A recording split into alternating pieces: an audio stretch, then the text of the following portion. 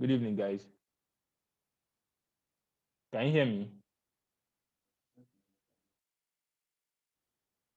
You say? Good evening, sir. Okay, can you guys hear me? Yeah, Okay, sharp. How come? No, that okay. Said just replied. Good evening. Okay. Um, welcome everyone.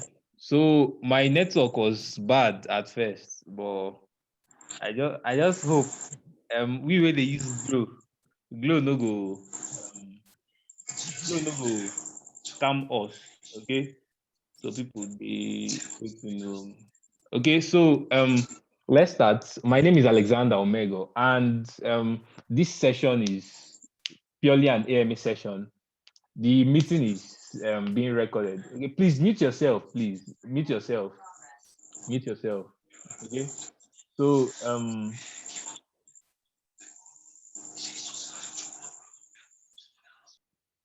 when you join, please just mute yourself. Okay. Thank you. Mute yourself. Mute yourself. Okay. So this is an AMA session, and an AMA session implies you ask me anything. AMA equals ask me anything.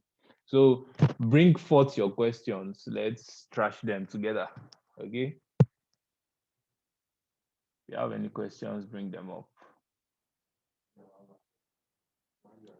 How is the market while we are waiting? How market? How portfolio? And the most engaged for this session, you most likely be going with a swag, okay, and some other packages, okay. So um, you can do well to invite your friends, there's still time, and all that, okay. Nelson, you unmuted yourself.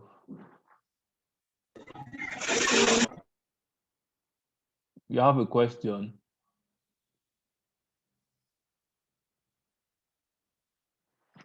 Nelson, do you have a question? Okay, you just okay. So if you have a question, ask. Oh, this session is purely AMA. I'll not really stress myself touching anything. Okay, I got one in the chat box. I'm a newbie trader. I need a basic explanation. One of the bases of TA. Okay. So since I'm using my system, I hope you guys can still hear me. Since I'm using my system, um, let's just let me open trading view on Chrome so that from there I would explain some things. Okay, so thanks for the feedback, Vincent. Okay, I already prepared something, Seth. Okay.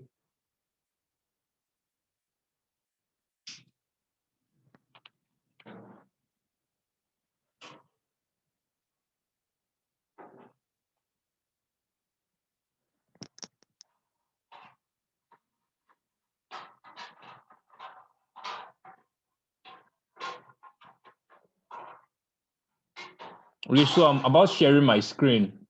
Okay, another person asked the question. I'll get back to that, please. Let me take the first question. Just keep dropping them in the chat box. Would have time to tackle all of them. Okay. So just 1 minute. I want to share my screen. Just 1 minute. Just 1 minute. Okay.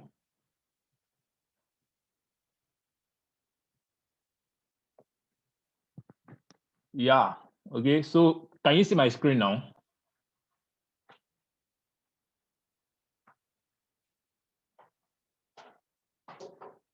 Can you see my screen?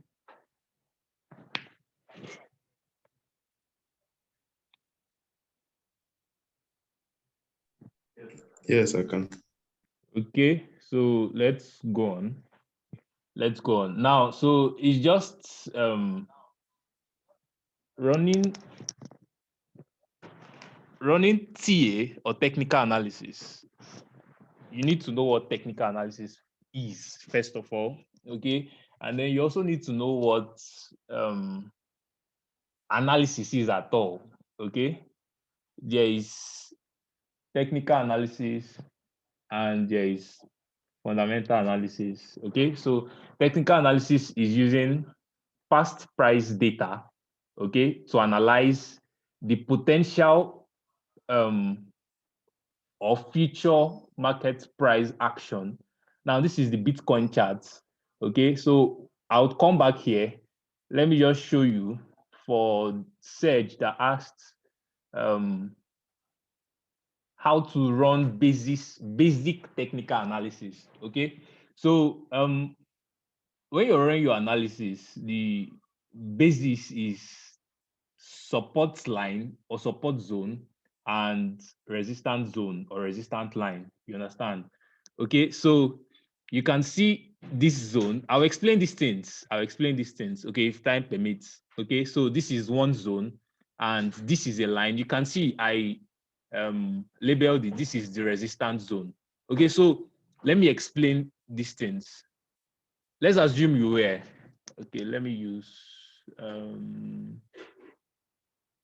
okay, let me just use my cursor. Let's assume you are here, okay, as a human being. Now, there is a wall here, okay, and there is another wall here. You are kind of in a prison, for instance. Now, I'm trying to explain or break down resistance and support zone. You understand? Okay, so this is resistance zone and this is support zone. It's just take the instance of you being in a room, okay? So you are in a room and you are trying to get out of the room. There is no door, okay? Just two walls by your side, one by your left and one by your right, okay? The one wall is the resistance zone and the other wall is the support zone, okay? And with you, you have a tool, you have a hammer, okay? Let's say you have a hammer, for instance.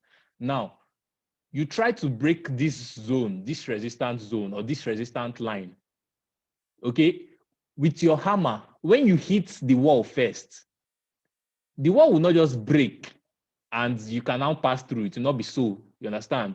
No matter how not strong the wall is, you understand? Okay, so you hit the wall a lot of times before the wall can break. You understand?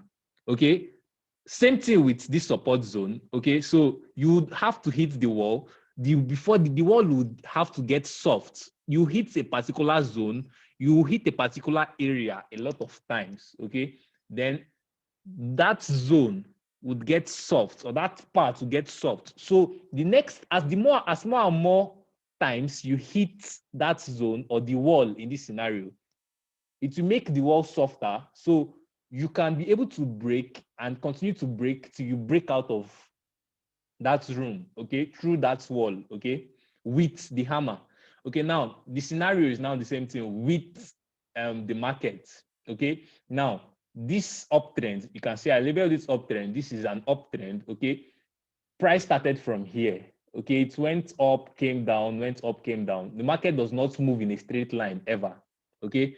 There are usually pullbacks or retracements, okay.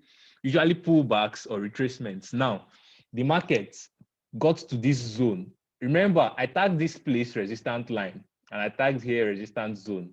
They are two different things, but they serve almost the same purpose. Okay.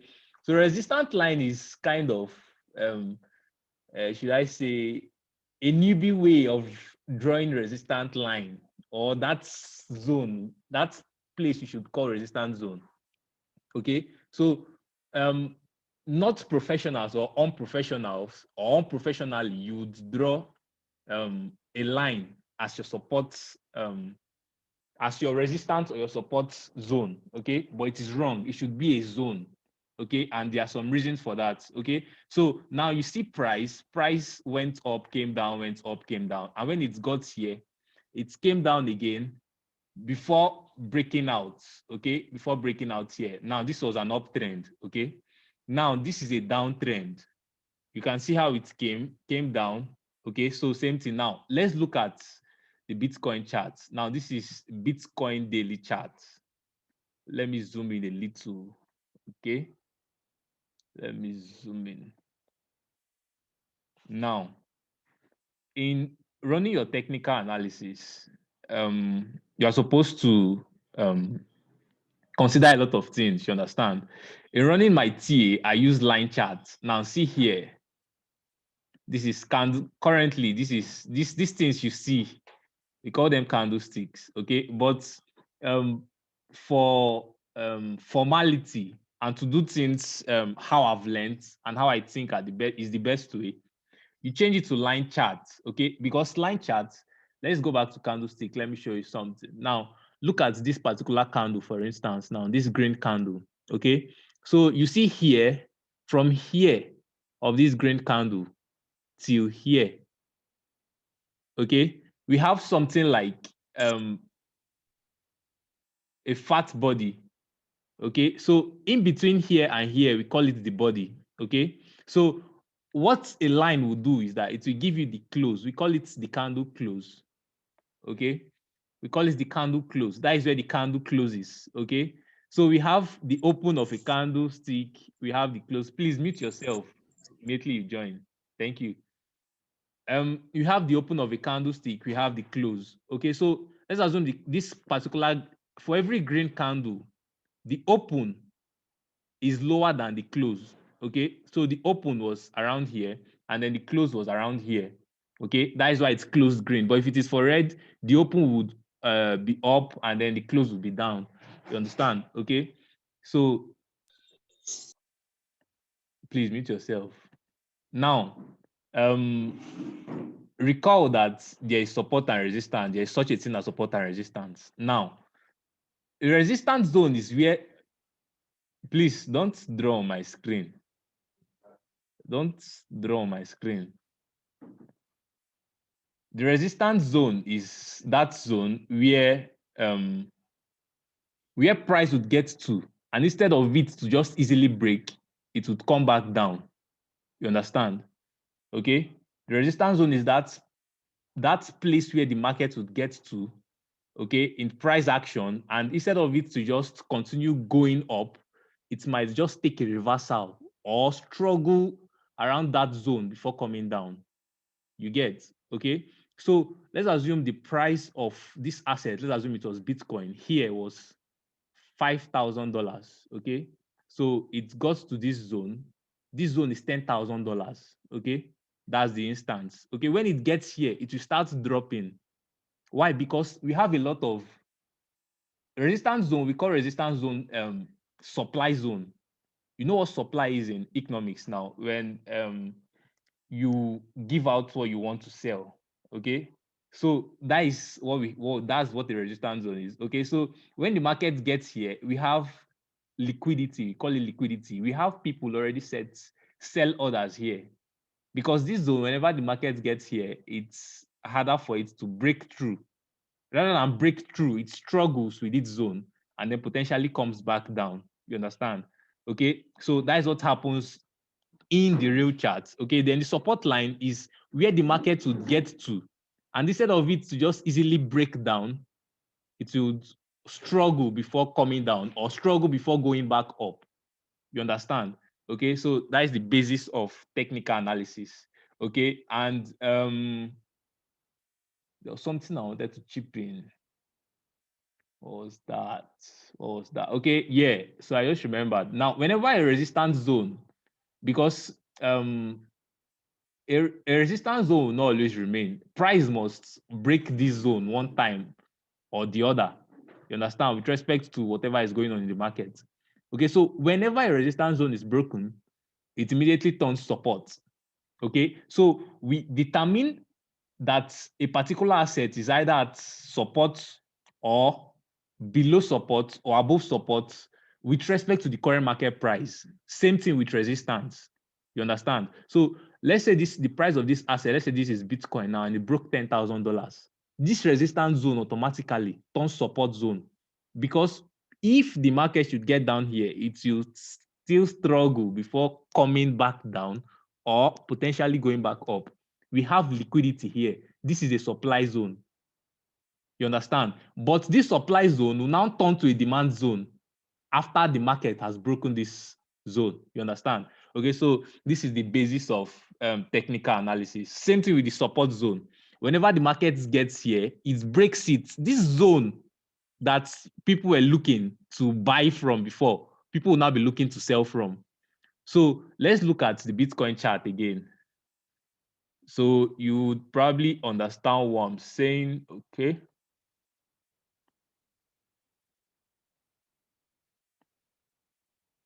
For want of time, I might not even, okay, let me just use line charts, okay? Line charts. Recall, I said we should use rectangle and not what do they call it? And not lines for both your support and your resistance. Please mute yourself. Mute yourself, please. Just mute yourself. Thank you. Okay, so like I said, if you look here, we have a support zone here. Okay, a minor support zone here. Okay, but that is, I checked it with respect to when the current market price, when the market price was around here. Okay, so let's take it back to candlestick. Now, if you look closely, if I had used a line here, let's say horizontal line, if I had used the line here,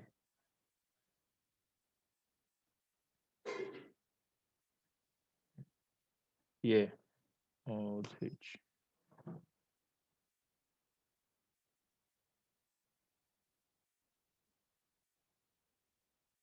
Okay, let me change the color to black. Okay, yeah, so if I had used the line here, it would have just covered here. Now, look at this candlestick, for instance. Even though I used rectangle on line chart, it still came out of it. Now, factor of safety is to now bring this to cover the wick of this candle. Now, when the market was trading here, touched here, this zone was a support zone for it, because whenever the market taps liquidity here, it bounces up. It taps liquidity, it bounces up. You understand? So, and then it got down here again. You can see there was, we call this consolidation. It's ranged a little before coming back down. Now, this zone that was initially a resistance zone, a support zone here, sorry, is now a resistance zone here. You can see the market is now struggling to even break this zone at all. You understand? Okay, so this is the basis of running your technical analysis. Now, let's go to the next question. Okay, let's go to the next question.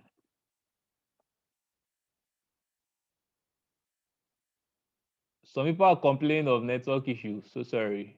Okay, so Emmanuel, you asked if it is advisable to trade with indicators. If yes, can I give you an overview of the ones you think can come in handy?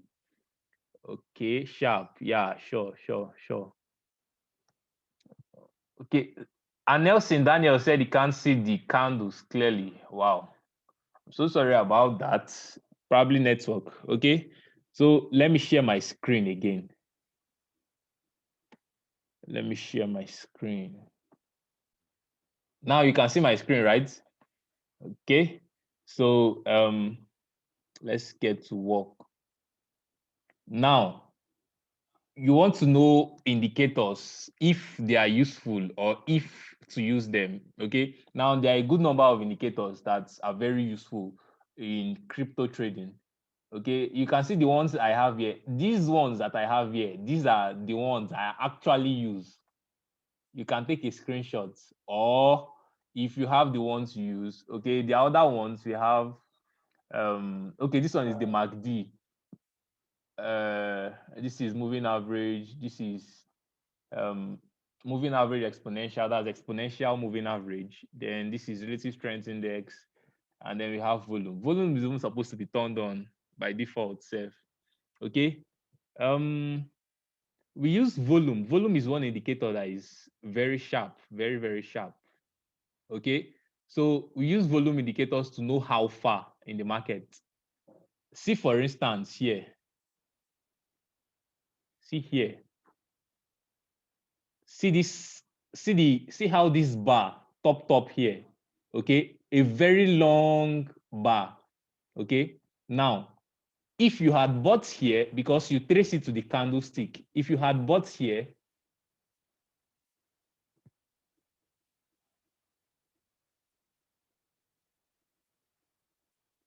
can you hear me?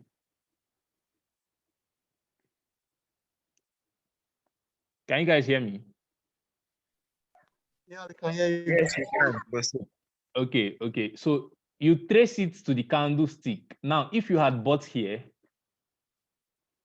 because this bar now is an indication, because see, before we had just let me just say average. The average of green bars was around here, around this zone, okay? But we had this particular bar come up to this zone. That means that volume has increased. The volume here is that a lot of money has now been pushed into this market, okay? So if you enter the market here, see where the market pumped to. Okay, so you would have sold here. Let's take price range for that. Let's say you bought at the peak self. Let's assume you bought at the peak of the candle, or the close. Let's say you bought here. Okay, take price range. You made 77%. Okay, so that is just using volume indicator.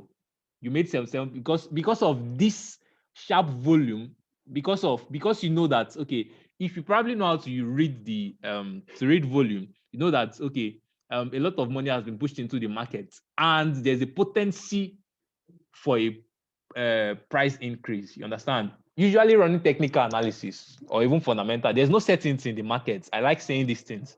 People don't understand sometimes. It's not every time you see or an indicator tells you something that it is going to be that way. Okay. Now see this other one. Okay. Or let's see this red candle first. This sharp red candle. Now see where it's wicked out to. Sharp dump. If you went long here, it probably liquidated you when it got to this zone, except your margin was probably low or something. Okay, so that is that about that on that one. Okay, so volume is one indicator that is very sharp. See this other one, this other green bar as well. So when it's tapped here, you can see the sharp green candle that followed it. But if you now come back down here, you see that it's not even showing in the volume. Why? Because now here money actually entered the market. This was where the money actually entered the market. You get the point. Okay, so the money entered the market here, but you are seeing the effects subsequently, later, not immediately. Okay, so with the volume indicator, you can know when to enter and or exit the market. Okay, so that's one of the indicators I use. There are many other ways. We even draw trend lines on it on volume self. Okay, so there are a lot of things I can't go into now. We've used about 30 minutes in this call. Okay, so I also use a chat box. Don't fool. I don't know what's there, but I'll check later. Okay, so moving average exponential. Now, for this one, I use, okay, the settings. I set mine to, it depends on what I need it for. 200. Now, this 200 EMA will tell you whether an asset is actually good on the long run or on the short run, or on the long run, actually, because this is, I'm using, because all these things are relative. You understand? You're running your technical analysis is relative to however you want to do it. This is for long-term traders and or mid-term traders. Okay, so this is 200 EMA. Now you can see, observe that. Let's go back a little. This is the Bitcoin chart to remember. This is the daily chart, the daily charting of Bitcoin. Now you see that, let me zoom in. Yeah. Now, if you observe, you see that Bitcoin is usually above this 200 exponential moving average. That means that it is safe to buy. Sorry, 1 minute. Let me admit some people.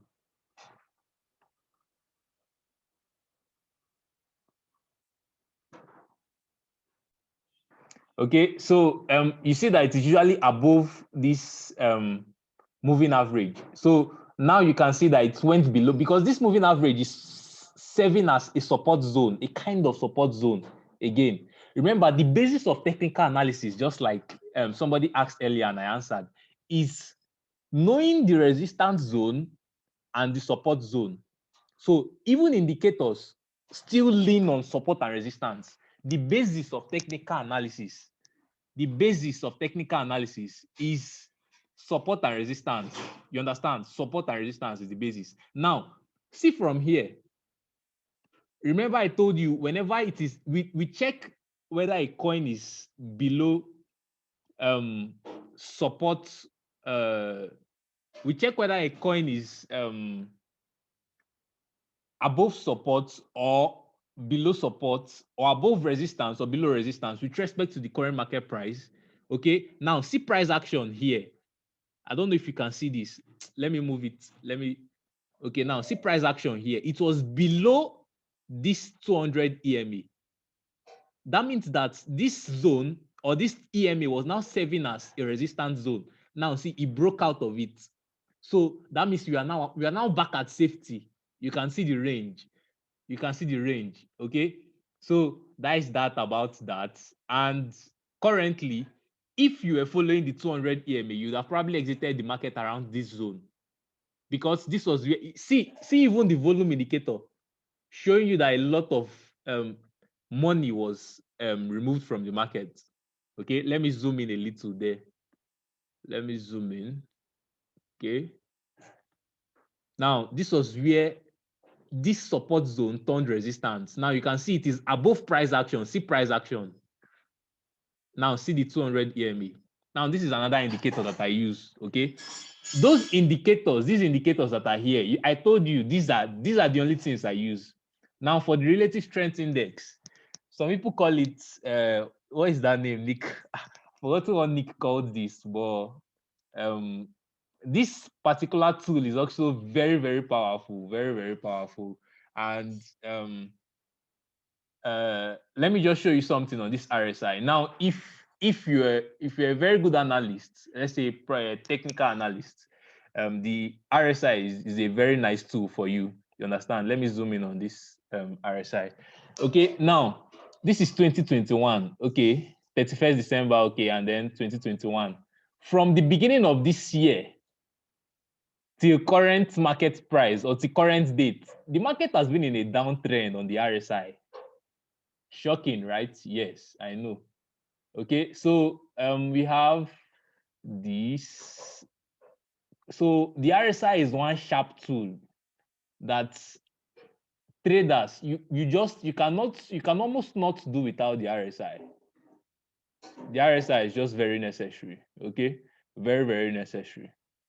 Okay, so we also check divergences on the RSI and some other stuff. Okay, so that's okay. Let me use the RSI to explain something because the chat box, I'm seeing 10 messages.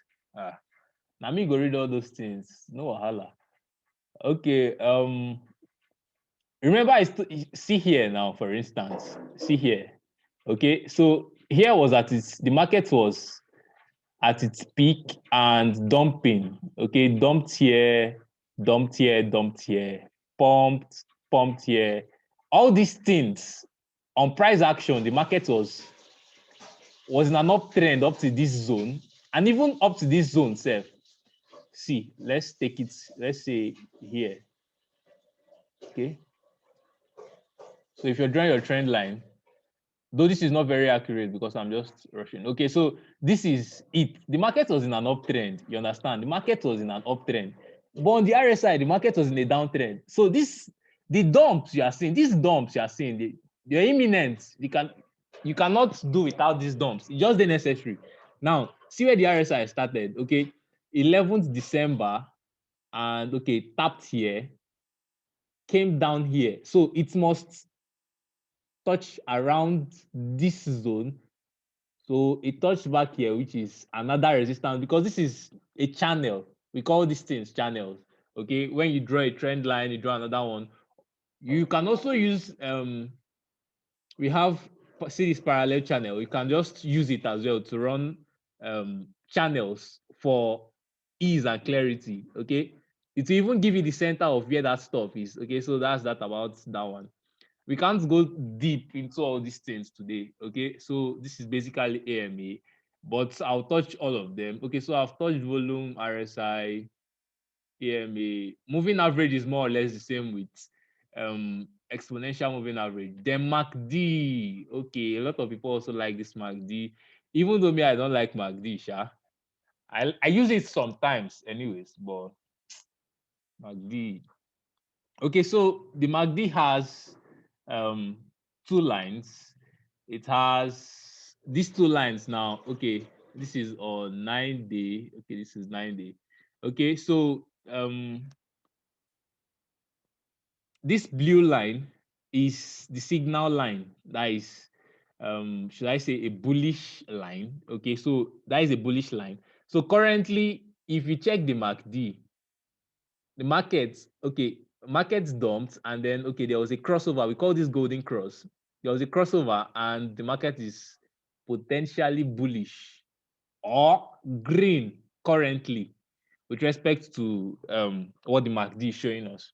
Okay, so that's that on indicators. Let me stop sharing my screen and go to the chat box. Okay. So you guys can hear me clearly.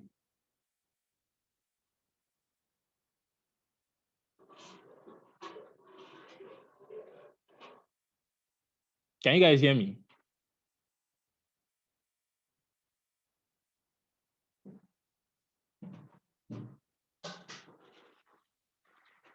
Is anybody with me? Or I'm alone? Okay, you can hear me. Yeah, we can hear you. Can hear you. Okay, but you said the video is faint. Okay, so the video being faint is probably not my fault. It's probably Zoom's fault. Yeah. Okay, so let me. Like the indicator. Yes. Okay, it was the indicator. No, I was just I yeah, the indicator that you're trying to explain there, it was we couldn't see anything at all. okay, I'm very sorry about that. I'm very sorry about that. That's probably network, and I don't know if it's from my side. Did every other person experience that? Okay, yes. You From just the confirm. comment is dull also. Okay. Please, okay. Red Zai Manuel says, please, you have to use one day to explain one indicator, maybe RSI or SMA. Yeah, we'll do that subsequently in coming meetings. Okay. Chemele Joshua said, okay, he said you can hear me, but the video is dull. Okay, let me see if you have any other question.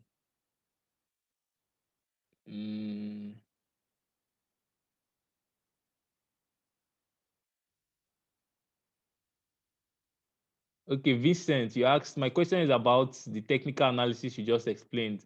Now, when I looked at different analysis made on charts by different traders, you see a different analysis made on charts by different traders. Sorry, you see different diagrams, shapes, and lines used by these traders. And most times, these charts will look so messy and congested. What is your advice, or what do you think people should do when analyzing? Now, I'll just use my mouth. Can I say something on this? Yeah, go on. Sure. Okay. For the person that asked this question, one thing you should know is that we all see differently. If everyone is seeing the same thing on the chart, then no one will be losing money. And at the same time, no one will be making money because someone has to lose for you to make the money. So now everybody is seeing differently. You are seeing a bullish trend, someone is seeing a bearish trend. That's why we are traders. So we see differently. When people make analysis, they are analyzing based on what they see.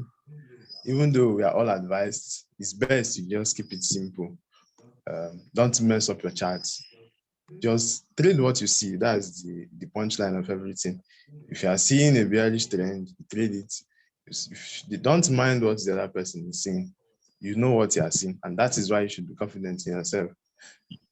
For those who are trying to make their charts messy, like not just simple, that one is their own. Maybe that's how they learned. Maybe they've not learned to keep it simple, but you should keep your own simple. You are trading. You're not doing fine art. You understand? So keep that's whether you keep it simple or not, just be profitable. Some people don't even draw anything on their charts. They just look at the market, know where the market is going to, and make their money. As long as you're making your money from yours, that's all that matters. If you are using just one indicator, use it well. Some people use only one indicator. Like me, I so much rely on the RSI. If you rely on the RSI, it should be good for you. If you are making use of volume, some people even make use of Fibonacci. If you know about Fibonacci, so whether you're trading chart patterns, you're trading candlesticks, anyhow, just be profitable. That's just the punchline of everything. Thank you.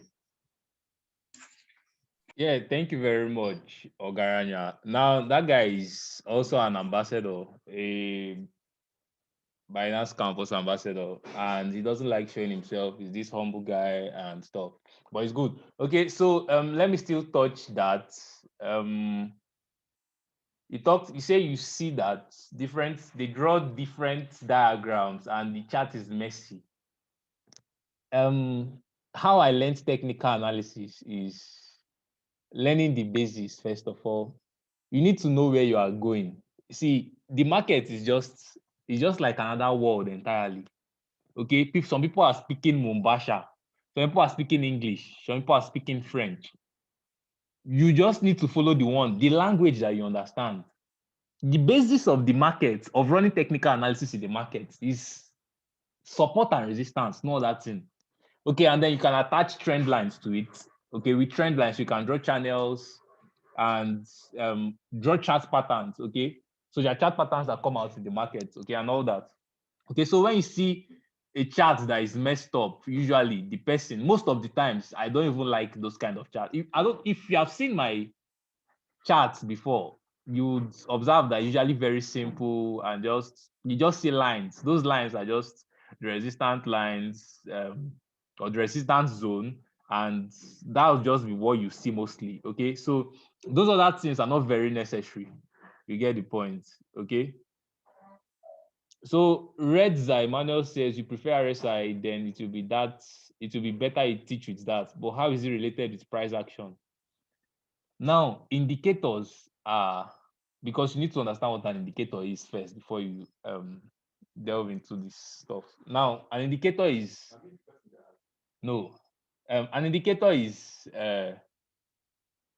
an extension, okay, of it's an aftermath of your technical analysis. You understand? You've done your technical analysis, okay, and you want to confirm whether your analysis is correct, okay, or not. You remember, there's no certainty in the market, so it's just for more validation or more confirmation. It's not like there is certainty. Okay, so you after you run your analysis on price action, you now want to use indicators to fine-tune it, to modify it, to check whether it is actually what you saw on price action that it is. See, when we checked the Bitcoin chart, okay, it was bullish from the beginning of the year. Price even increased. There was price increase. But on the RSI, it was showing the converse. The market was moving down on the RSI, okay? But price action was showing that market was going up. Okay, so we just use, actually, I don't normally use indicators except it is very necessary, okay? If there are a lot of haggles with running the analysis, I use indicators. If not, usually price action. Okay, for me, price action. Okay, so that's that on that. Now I saw another question by Hugo Tech.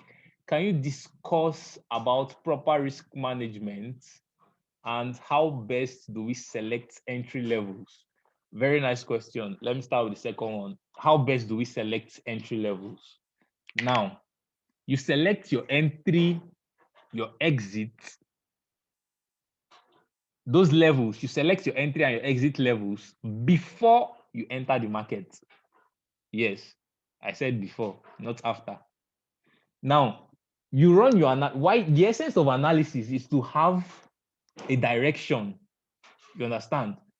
You're going to school. Okay, let's say you stay at Odenigwe. You're going to school from Odenigwe. Your department, okay, let's say you're going to GS, for instance. Okay, you are looking for the shortest route. Should you take St. Peter's, or you should take girls' hostel, or you should go outside school, take bike and enter from main gate or first gate? Okay, so you should select your entry before entering the market. So there's this saying in technical analysis, you must have made up your mind to have lost and have made the potency of what you are using to enter the market. Okay, so what do I mean? Before you enter the market, let's say you have $100, okay, and you throw it into a particular project. You should have made up your mind that, okay, there's the potency for me to lose a certain amount or a certain percentage of this money. You understand? Okay, so that's why you need to set your exit. That exit is what we call stop loss. Okay, so you should stop your loss, you cut your loss short. Okay, so you should have where you enter the market and where you leave the market. Remember when I was showing you, when I was explaining the support and resistance zone, remember I told you the support zone is the demand zone and the resistance zone is the supply zone. You understand? Now, those zones differently, we have liquidity packed there. Liquidity, that is, I mean money. When I say liquidity, I mean money. Okay, not liquidity as in selling and easily buying and selling, not that liquidity. Liquidity as in we have buy and sell orders at those different zones. Now, for the buy zone, which is the support zone, we have people already set orders there. They want to buy. You understand? Now, that place that people want to buy should be where because majority of traders are seeing what you are not seeing. But everybody's running an analysis, you understand? You just need to outsmart the other person. That place you are seeing as your entry might be another person's exit, you understand? Okay, so everything just boils down to how you run your technical analysis. Okay, so when you find your support and or resistance zone, you know where to set, where to enter the market. You also know where to exit the market. You understand? Okay, so let's assume you enter the market, for instance, say the Bitcoin chart, for instance, you enter the market at the support zone. You should be looking to leave the market at the closest resistance zone. You understand? Okay, so you leave the market at the closest resistance zone because when the market gets there, the most potency is for it to take a reversal. So that resistance zone is a zone where the market was going up before then, but rather than breaking through that zone, it takes a reversal because of the liquidity that is packed there. You understand? Okay, so that's that on that. Now on risk management, all these things are still this risk management is still based on this running your analysis before entering the market. You must have made up your mind before entering the market, actually.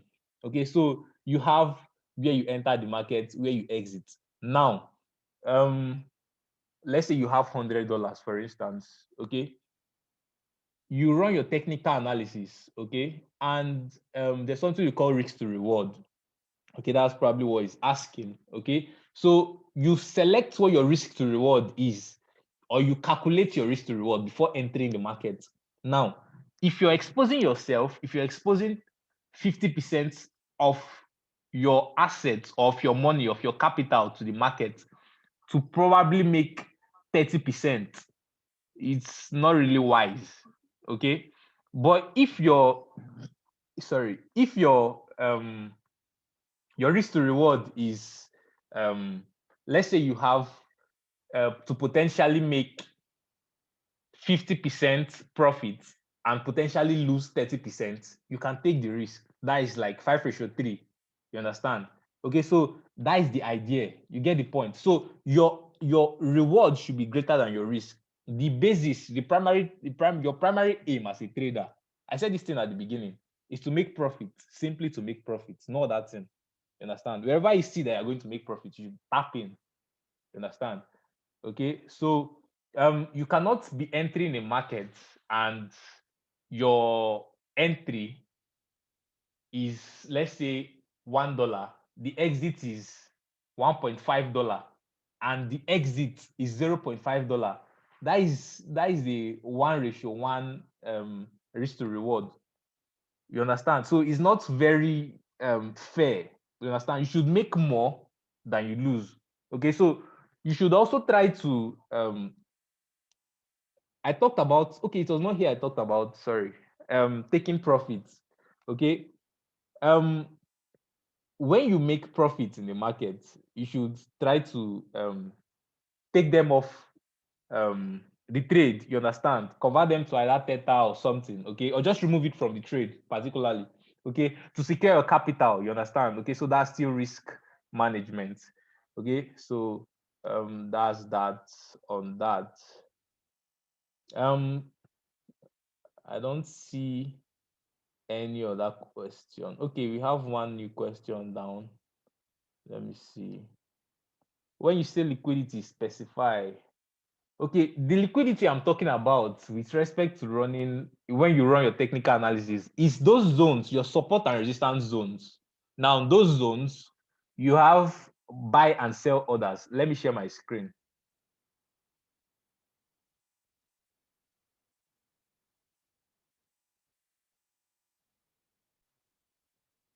Okay, give me 1 minute. Okay. Okay, yeah.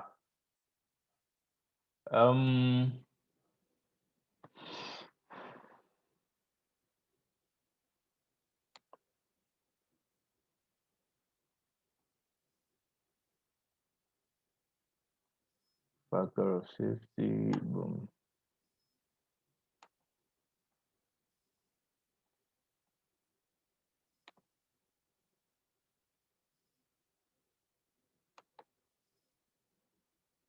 If you have questions, just drop them in the chat box. I'll take them. Okay, so liquidity literally in crypto or generally is the ease in buying and or selling the particular assets without your buying or selling affecting the price of that asset. For instance, now this is a buy zone, this is a support zone, a buy zone. Okay, that is with respect to where the market was here. Okay, so I buy here, I'm looking to sell here. This zone, we have liquidity set here. We have liquidity is here. We have buy zones. People have set buy orders. You know how you go and you set that you want to buy at a particular price. Okay, so let's click on this. Okay, around 42,631.96 to 45,007.02, we have liquidity in the market there. Okay, so with respect to where the price was here, this zone was a support zone. You understand? So whenever the market gets here, because a lot of people have set orders here, the market would weak out. It will weak out. That's why we have a lot of wicks here. You understand? So the market will weak out because of the liquidity. It pushes back. It pushes price back up. You understand? Okay. So that is the liquidity I'm talking about. Not the one of when you buy, it affects the price. Okay. So let me go back to the chat box. Okay, can see we still have questions. Very comprehensive. Okay. For the risk management, when a buyer decides to hold and go for long term, should he still take his profits and his cap should leave his? Okay, so Iguilo, you asked what? Okay, you're not the one that asked that. Okay, you asked for the risk management when a buyer decides to hold and go for long term. What should he still take profits and his capital, or he should keep holding? Now you need to understand what holding is first, okay? And there's this one thing about crypto: everything is relative. You understand? There is no one direction or one way of doing anything. You understand? It's just like reading, for instance. There are different methods of reading. You learn how best it is for you to read, then you take that step to ensure that you read better. You understand? Okay. So holding now, okay, for some people 6 months is hold. You understand? For some people 1 year, for some people 3 years. So that's why I said everything in crypto, there's relativity in everything. Okay. So if you want to hold for, let's say, 1 year, for instance, and you bought a coin at $1, you are projecting the price to get to, let's say, $5 or $10. Okay. The plan is to hold. Okay. Now, usually, I from what I've understood in this market, you hold to make maximum profit, quote unquote. Okay, your aim is to make maximum profit, quote unquote. Okay, so you are trying to make the most profit possible from the market holding. You understand? Okay, so usually people that hold have run their analysis, say fundamental analysis on a particular token or coin or project, and they are saying that, okay, yes, these guys are working, they are doing something. Okay, the price of this asset should still increase. You understand? Okay, so you decide you decide to hold, and you do not take profits the way other guys take profits. If I let me teach you one strategy now. Okay, if you want to let's say you want to hold Bitcoin, for instance. Now you buy Bitcoin today with $100, and you see that in 5 days or in 10 days from the day you bought, the price has spiked and giving you, let's say, 10% to like 50% profit. You should take the profit and wait for the market to take a retracement. You understand? The market will always retrace. That is one certain thing. Okay. So you do not take profits the way random traders or day traders or scalpers or other guys take profits. Your style of taking profits will be totally different. Now, this strategy that I just explained is what I use. If I plan to hold a particular coin for long term and I buy today, for instance, and in 3 days' time, the price has already increased. You sell at that price and wait to rebuy at a potential lower price. You understand? For every price increase, there is a potential price decrease. The percentage might not equal the let's say the percentage increase or decrease per se, but for every increase there must be a decrease. That's why when you go to when you go to read the charts, you see the price action. We have red candles amidst green candles. Okay, so even if you, let's say, you check the daily charts and you see just green candles, let's say 1 week in a row you see green candles. If you go down to a lower time frame, okay, you see what you see red candles in between. Okay, so the market does not just go up straight that way. You understand? Okay, so um you do not take profits like other guys take profits. Okay, and some holders just buy and then they lock it up in a vault, and till that particular time when they have a mind to go back, they go back to take profits. Okay, then Serge asks what impermanent losses are. Okay, so impermanent losses are Now, this has to do with when, say, for instance, there is a pool, let's say a liquidity pool, for instance, okay, you bring one BNB, okay, or one Ethereum, and you put it to the pool, to the liquidity, let's say it's a liquidity pool, or let's just say it's a pool, okay. Let's even say it's a mining pool, for instance, or let's just say a pool randomly, okay. So you just put it into a pool. Let's say you put one Ethereum, and when you put the Ethereum, the current market price for ETH then was $1,000, okay. So you, by equivalence, you put in $1,000, you understand? But within the period where you put the ETH and when you remove it, if the price of that asset should decrease, like if there's a decline in price from that asset, you face the loss, you understand? Now, that is a loss that nobody will pay for. You take up the loss yourself, you understand?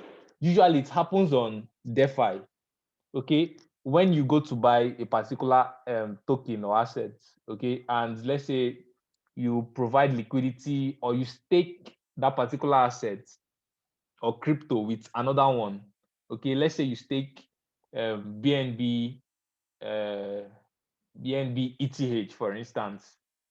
BNB was $500 then, and ETH was $1,000 then. If the price of those assets should decrease in price within the period while you staked, and when you wanted to remove it, it was still down, the loss is yours. Okay, so that's what impermanent loss is. Okay. Any other question?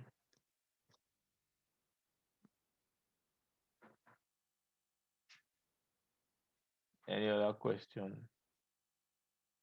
before we call it a wrap?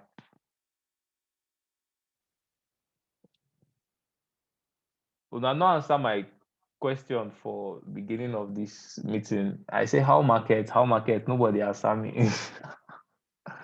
Like markets, they read for everybody's side. Okay, so Vince, who they laugh by? Who they laugh like this? Eh? Omo, anyhow wey be, I know say una get money, sha. People will get money for here plenty. Say senior men here. No, nah. See senior men.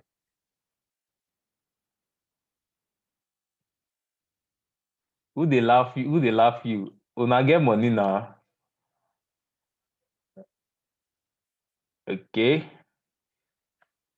Okay, so Nelson asked the difference between crypto and DeFi. Okay. I might not be senior man. Anybody will come a senior man do mistake. Okay, so let's go on. The difference between DeFi and crypto. So it's just like, I like using analogies to explain these things. So you probably easily understand these things. Okay. You just did like this, you just did like UNN or a school, let's say any university, for instance, because not be everybody they UNN here. Okay, so take a university, for instance, that is crypto. Okay, now DeFi is like your faculty, let's say faculty of engineering.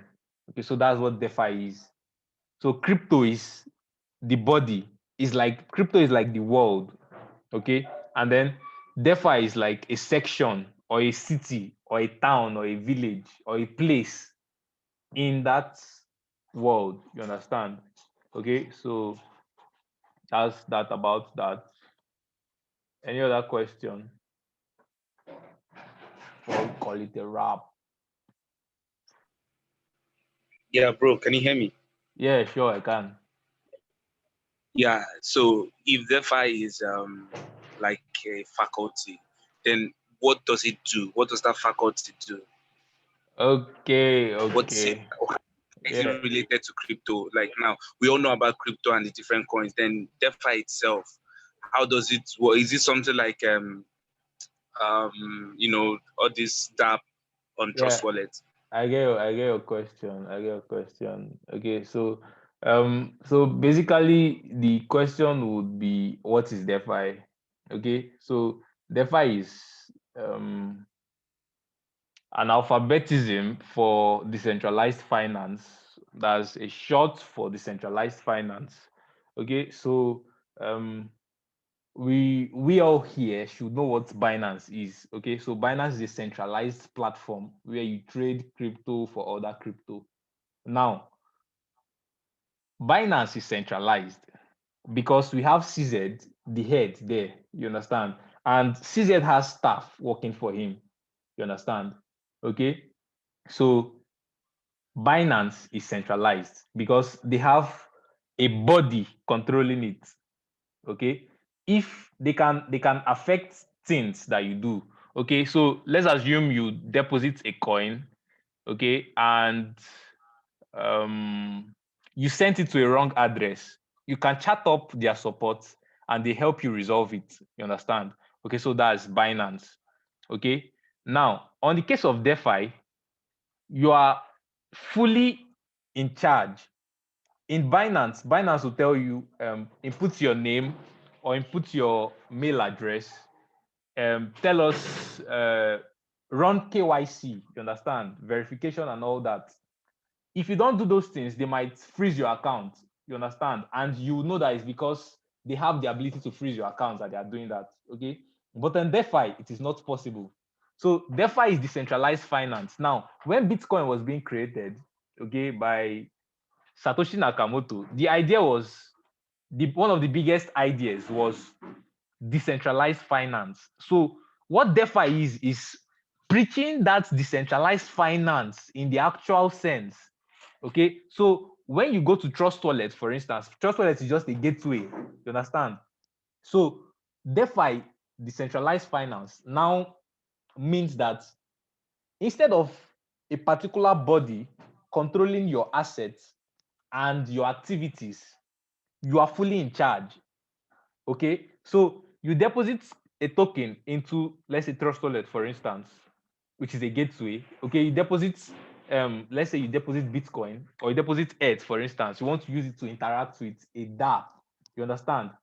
Okay, DeFi is not an app. It's not like DeFi is not an app, please. Okay, so DeFi is it is not one. DeFi is not, how do I explain this thing now? DeFi is not one place. It's not an app.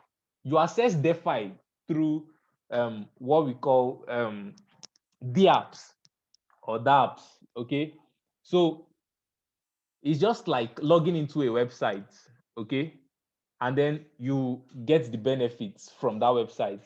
Okay, now the difference between accessing, let's say, a dApp, for instance, and Binance is that on the dApp, everything you do is you control everything. See, for instance, now on Trust Wallet, you get to deposit a token. You have the keys to your token. You understand? Okay, so you are fully in charge. Nobody can freeze your account. You are not asked for your mail while opening a Trust Wallet account. You understand? Okay, so on decentralized finance, you get to enjoy those things that um, traditional banks would literally give you. Okay, so that is the essence. The essence is to fight traditional banks because we believe in their inefficiency. We believe why Bitcoin was created was because of the inefficiency of the traditional banking system. You understand? Okay, so DeFi is now there to bridge the gap for you, and not just that, to give you the advantages that you'd have been getting if that was what you would use as an excuse not to use, not to do crypto or use Bitcoin. You understand?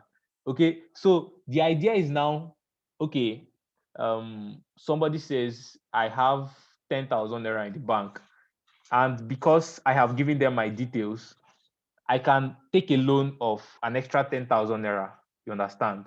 Okay, so you now go to the bank and then they give you the 10,000 naira because they have your details.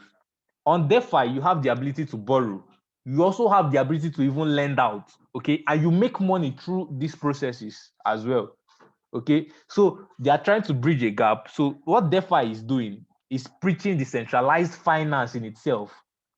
On Binance, you remember when I explained it, on Binance, if you deposit a coin wrongly into a wrong address, you can charge the support and they help you out with it.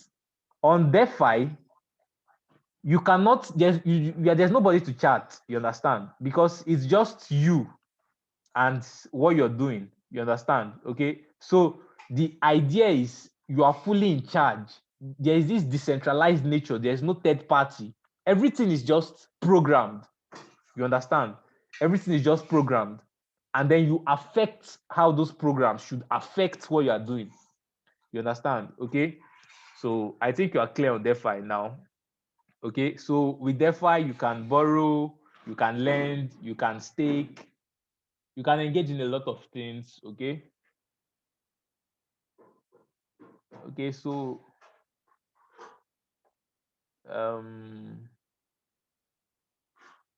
is DeFi all about staking? DeFi is not only about staking, it's also one of the things you can use DeFi for. Okay. Emerahi Festus. DeFi is like you keeping your money in a saving box at home. You have complete charge over it. Centralized finance is a bank. You need their approvals for transactions. Yeah, kind of. Okay, so Hugo Tech says, how do we make proper fundamental analysis? Okay. Nelson Daniel says, is it possible to lose your coins if you stake? Okay, is relative. Let me take Hugo Tech first. How do we make proper fundamental analysis? Now, while I explain technical analysis, I explain that you need to know what analysis is first of all before you even know what technical analysis is or fundamental analysis is. Okay, so we use analysis for price projection. You understand? Okay, to get where the potency of where the market is going to. You understand? Okay, so running fundamental analysis,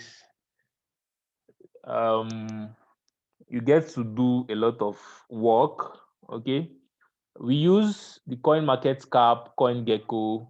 You browse, look for their websites. Now, coin market cap and CoinGecko, these apps are crypto tracking applications. Okay, so they also have websites. Okay, with these apps or their websites, you can access different crypto, thousands of crypto assets, and you can follow them up. It's when you search a particular crypto there, it would give you detailed information about that particular crypto, and it will also give you extensions to make further research on that particular crypto. So fundamental analysis is making research, not search, making research on a particular crypto asset. While I was teaching fundamental analysis in the group, because I don't know if you were there while I taught it, but I explained these things there. Okay, you run qualitative and quantitative research. Okay, so qualitative research, you get to read their white paper, get to go to their website, check out their blog sites, their Twitter handles, Telegram. You follow them, chat in their communities, get to know how far. Is there anything this particular project has to offer? You understand? So when you read their blueprint, you know where they're headed, and you just follow them up to know how far. Okay. Then for quantitative research, what you get to do is that you get to check the tokenomics, that's the token economics. You get to check total supply. You check the market capitalization. You check everything. You check price as well. Okay. So on fundamental analysis, major things. I dropped a link on FA that one Twitter guy dropped one certain time. Vincent, I think you should remember because you asked me for that. I dropped a link there, and I think if you have gone through it, it is all encompassing. Okay, so you get to know who and who is behind the project. Is it CZ or CZ's elder brother, or is Davido that is behind the coin, or this guy with the Rockstally, let's see me that Black Gold, Black Gold. Okay, so you just get to do your research. Okay, you do your own research, and you get to know how far on that particular crypto asset. Okay, both in terms of numbers, that's anything with respect to number or quantity, and anything written or documented. Okay, so that's about that. Okay, so I think I've answered that question.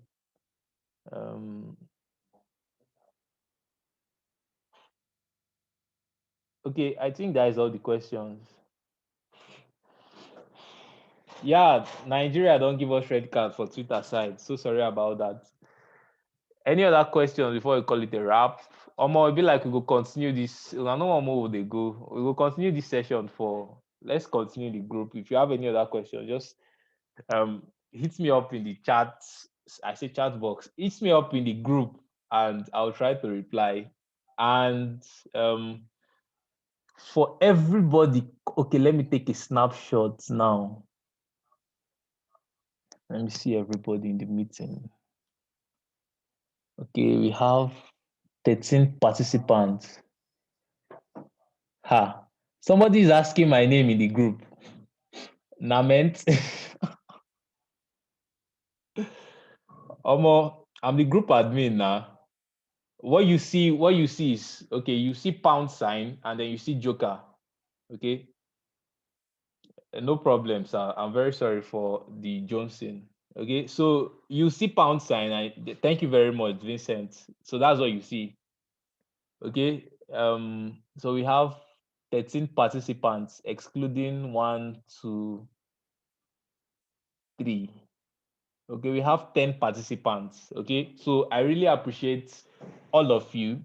And what I need you to do immediately this meeting ends, just send me a DM. Everybody here, I've already taken this. Don't tell anybody what I'm about to tell you, or send to anybody. Just text me. Text me ZOR in capital letter. Just text me ZOR in capital letter.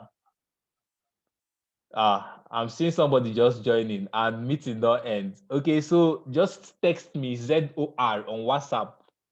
If I've not saved your contacts, now big begel.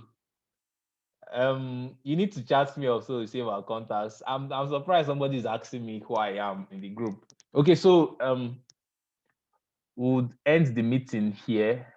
Not zoo. I didn't say Z0. I said ZOR. ZOR. R for rat. Yeah, thank you, Vincent. ZOR. R for rat. Okay. This one say I better save in contact. Come and fight me. Good night, guys. I really appreciate your turn up, and I really thank you guys. I'm very grateful. Okay.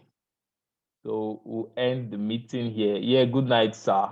Thank you all. Thank you all. Thank you all. Thank you all.